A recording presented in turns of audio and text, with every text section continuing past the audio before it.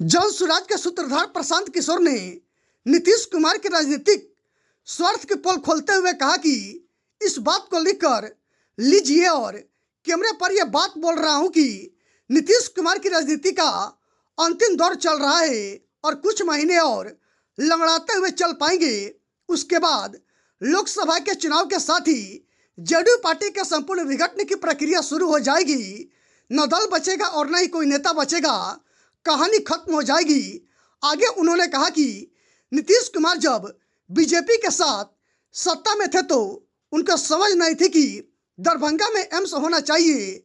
BJP के खिलाफ हुए तो उनको याद आ रहा है कि एम्स यहाँ होना चाहिए। उनको एम्स ना पहले बनाया था और ना ही अब बनाना है।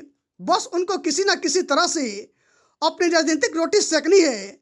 जब नीतीश कुमार भाजपा के साथ थे तो भाजपा के ही कोटे से यहाँ स्वास्थ्य मंत्री थे। उस समय केंद्र में भी भाजपा की सरकार थी। क्यों नहीं एम्स बनवाए? तब बीजेपी के नेता कहाँ थे जो आज हो हल्ला कर रहे हैं? दरभंगा के हायाघाट प्रखंड में प्रेस कॉन्फ्रेंस के दौरान प्रशांत किशोर ने आगे कहा कि नीतीश कुमार जनता को फिर टोपी पहनाना चाह रहे हैं कि हम तो बनना चाह रहे हैं, लेकिन केंद्र सरकार नहीं कर रही है। साल भर पहले तक तो दोनों आदमी गलभियां करके बैठे हुए थे। नीतीश कुमार कह रहे थे कि नरेंद्र मोदी देश के मेहमानों हैं और अब आप कह रहे हैं कि मोदी से ही देश की बर्बादी होने वाली है। नीतीश कुमार को बिहार के लोगों की किसी परेशानी से मतलब नहीं है। सिर्फ एक ही मतलब जीवन में बचा है कि किसी तरह से कुर्सी पर बने रहे।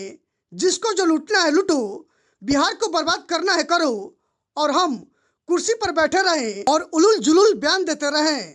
अधर में तब तक लटका रहेगा जब तक नीतीश कुमार जैसे लोग अपनी राजनीतिक स्थिति के हिसाब से इस विषय पर निर्णय लेते रहेंगे। अभी जब भाजपा के साथ थे तो उनको एम्स दरभंगा में होना चाहिए इसका समझ नहीं था। भाजपा के खिलाफ हुए तब उनको एम्स यहाँ होना चाहिए, क्योंकि उनको ना एम्स पहले बनाना था ना अभी बनाना है। उनको किसी न किसी तरह से इस पर राजनीतिक रोटी सेकनी है। भाई जब आप भाजपा के साथ थे, भाजपा का यहाँ स्वास्थ्य मंत्री था, भाजपा के दिल्ली में सरकार है, काहे नहीं एम्स बनवाए उस समय? और तब भाजपा के नेता कहाँ थे? आज हल्ला मचा रहे हैं। आज भाजपा की सरकार नहीं तो नीतीश कुमार फिर टोपी पहनाने के लिए कह रहे हैं कि हम तो बनाना चाह रहे हैं, केंद्र वाले नहीं कर रहे हैं। अभी साल भर पहले तक तो दोनों आदमी आप लोग गलबैया करके बैठे हुए थे। नीतीश कुमार बता रहे थे कि मोदी ही देश के महामानव हैं, आज कह रहे हैं कि मोदी से ही देश का बर्बादी होने वाला है। तो जब नीतीश कुमार को तो कुछ से मतलब नहीं है, ना उनको एम्स से मतलब है, ना बिहार की किसी परेशानी से मतलब है। नीतीश कुमार को सिर्फ एक ही मतलब जीवन में अब बचा है, किसी तरह कुर्सी पर बने रहे।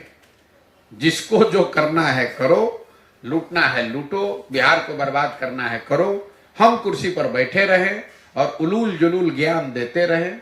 अब ये आदमी की उम्र हो गई।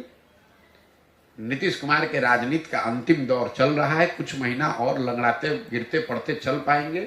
उसके बाद लोकसभा का चुनाव और चुनाव के बाद जदयू के संपूर्ण विघटन की प्रक्रिया शुरू हो जाएगी। बात को लिख लीजिए और कैमरे पर बोल रहा हूं। लोकसभा चुनाव के बाद नीतीश कुमार के राजनीतिक पारी का अंतिम दौर ये चल रहा है। लोकसभा चुनाव के बाद जदयू का संपूर्ण रूप से विघटन हो जाएगा। न दल बचेगा, न नीतीश कुमार बचेंगे, न नेता बचेगा। कहानी खत्म।